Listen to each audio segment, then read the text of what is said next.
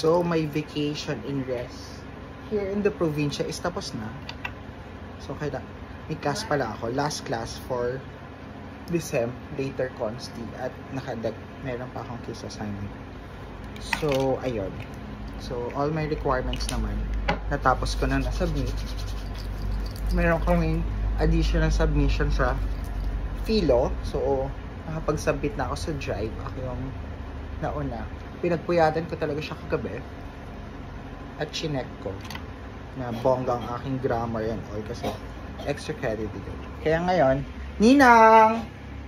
Luluwas na ako. Babalik na ako sa Maynila. Uwi na lang ako dito sa eleksyon. Ha? Pagdasal mo ako. Ninang, may exam ako. Dapat pumasa ako. Kahit di nag-aaral. Puro palakol.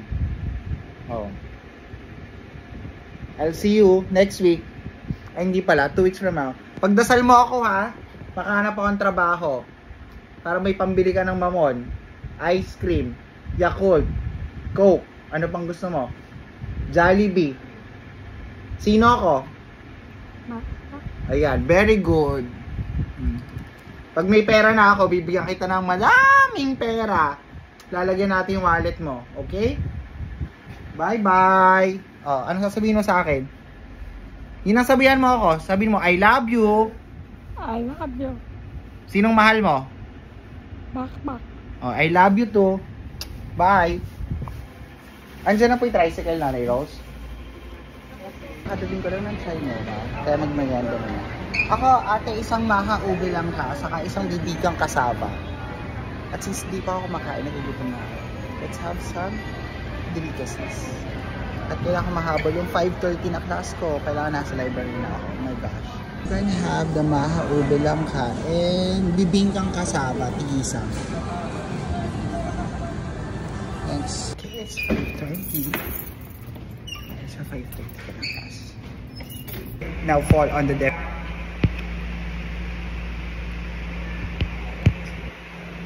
Okay, so for number 2, every law that aggravates a crime or makes it greater than it was when committed. So on the second type, the punishment becomes heavier or longer. So the crime still exists, but the punishment is multiplied in the gravity. So that is also considered an ex post facto law.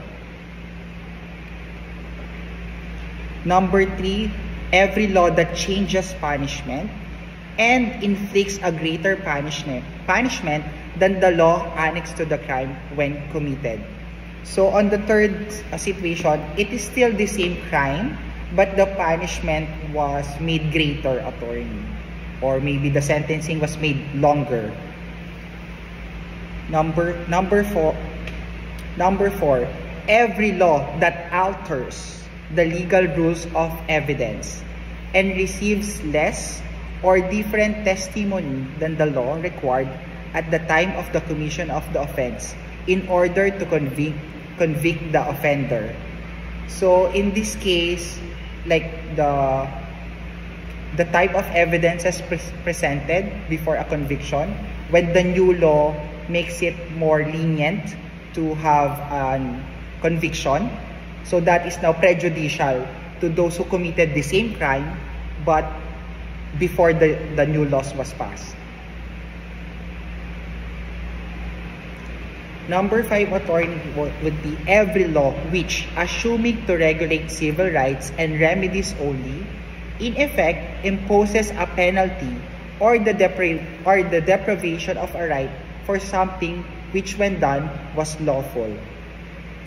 So there are laws that will give you tama ba, attorney, substantive rights, and then when these rights are already in place, the new law cannot retract this. So in this po, if there would be regulation of these existing civil rights already, and then the new law will ipagbabawal or parang i-restrict this particular right, this will now fall also on the definition or imposes penalty.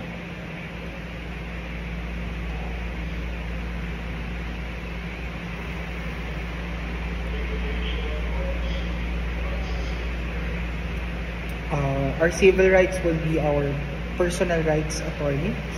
Societal rights are relationship among other people and the government. Tama po ba? Civil rights natin like right to track.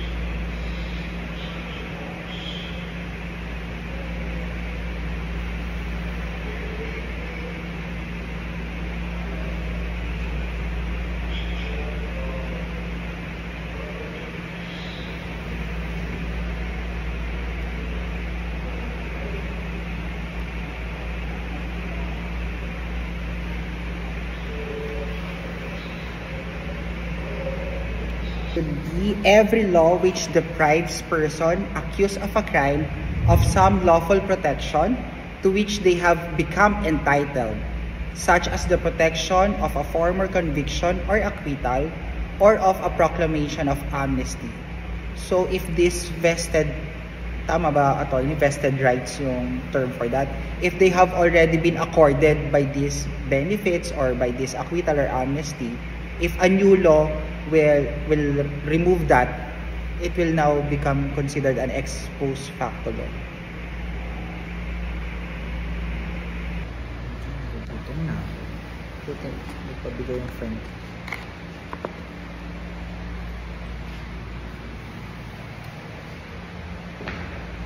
Lost ako sa recipe.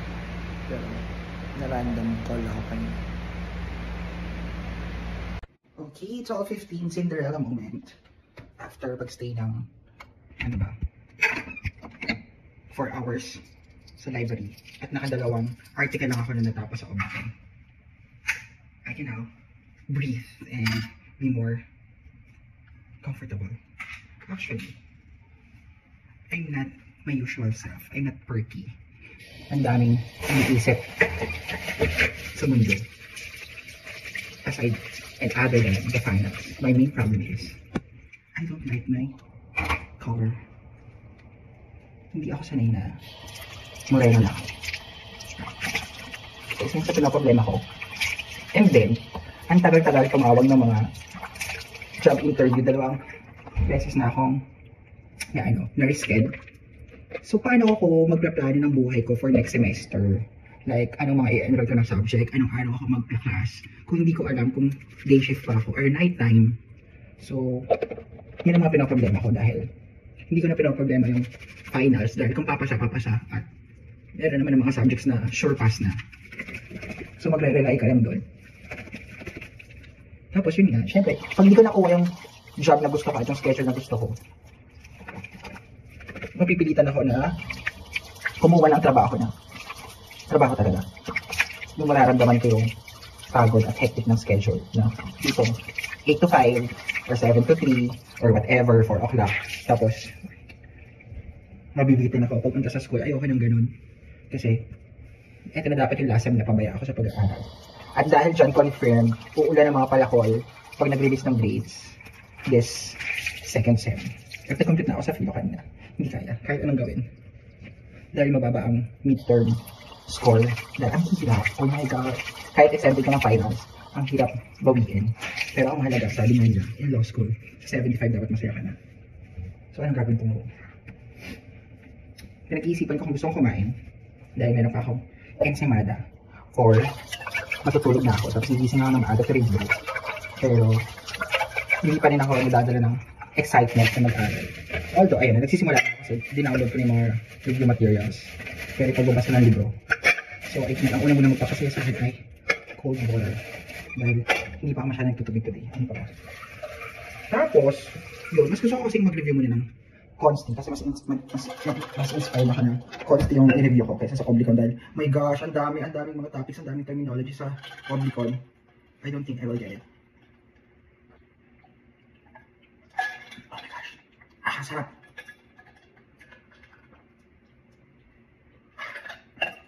So yeah, cleaning it. Yeah.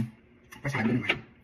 15 units, kaya lang apektado yung jiwa dahil magiging line of 7 at kung meron mo line of 8 doon, ilang subjects lang? Baka 2 lang, if ever. Tama ba? Sino ba ako okay? 2, hoping for 3 subjects. Pero lahat naman kami problemado. Depende na talaga yun sa mga additional na extra credits and sa class standing during resi. Kasi yun ang hindi namin alam. Although nagbigay naman ng midterm exam grades lang for Obli, Philo, and then Consti. So yun pala ano natin. So ngayong gabi, ayan, oh my gosh, ang itim ko. Hindi bagay sa akin.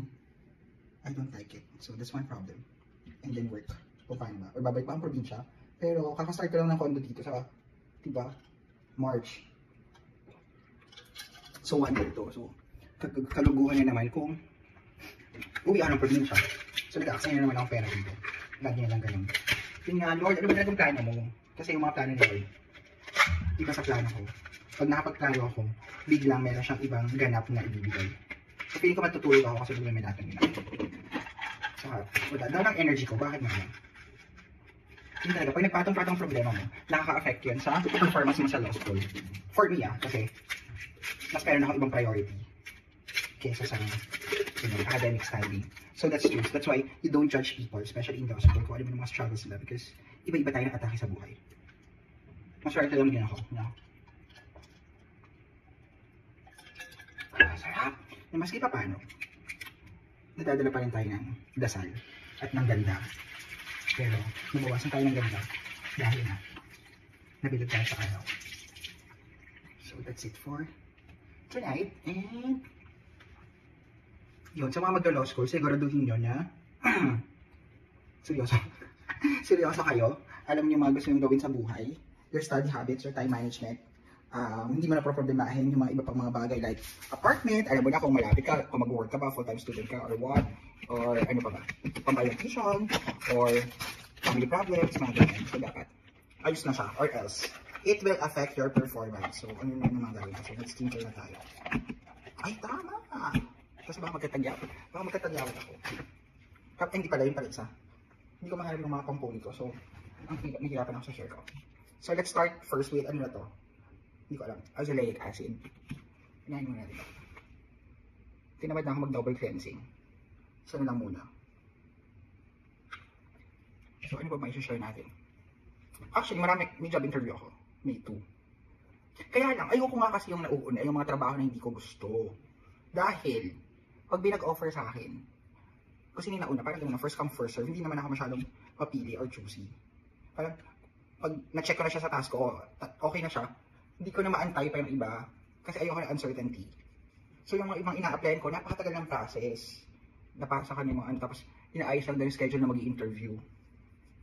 Pero yun yung mga magaganda yung offer kasi nga, night shift. So aside sa night differential, matutulog lang ako sa gabi. O hindi, magre-review lang ako. So yun lang ang goal ko. Hindi ko naman goal talaga sa trabaho na sweldo. Ang kailangan ko ay, ano ba, hitting 2 birds with 1 stone. So, meron ako work, meron ako mga government-mandated benefits. But, gagamitin ko yung time na nagre-report ako sa work to review. Para yung skip time ko talaga. Skip time. That's how my brain works. So, I'm not sure kung tama yun. Or i-allow yun Lord.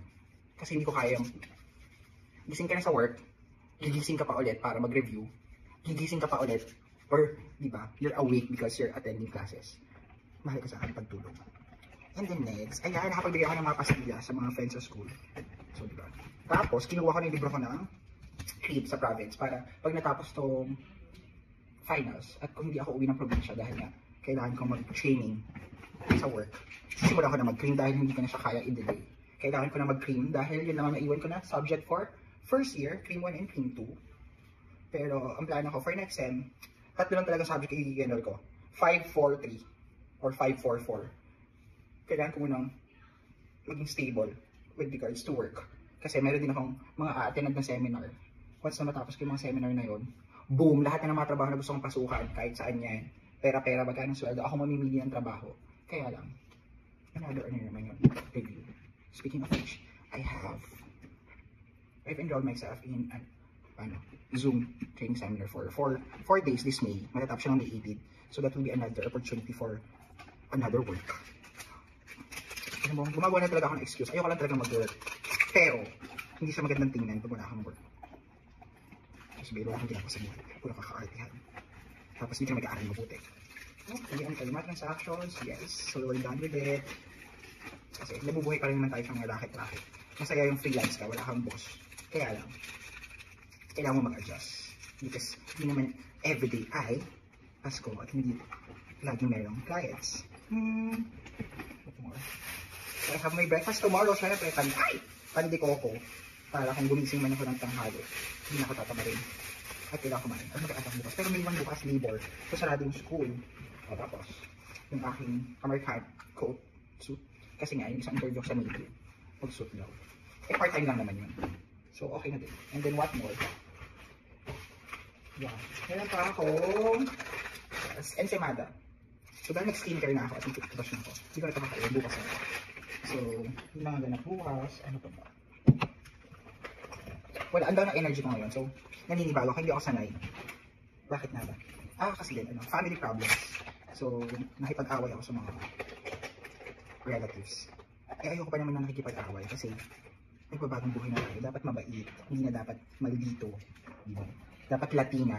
Sa halip na laitero. Char. So, yun. And then, ayun. May parada kasi namin ng May 7. So, yung mga friends ko magpa-party-party sila. Masaya yun. Isa pa pala yun. Gusto kong sumama. Problema, that's my consti exam. So, again, priorities. So, yung pala yan. Tama. Isa yun sa nakakapagpasad sa akin dahil iniisip ko. Kasi binabasa ko na yung laman ng GC. So, iniisip ko, ano yung magiging eksena doon? Eh, sobrang saya pa naman namin pag nagkakaravan for the last, ano yun, last ikot for the election bago magbotohan and all. And then, yeah. So, over there, time tayo. Good luck, see na. Good night na. Bye!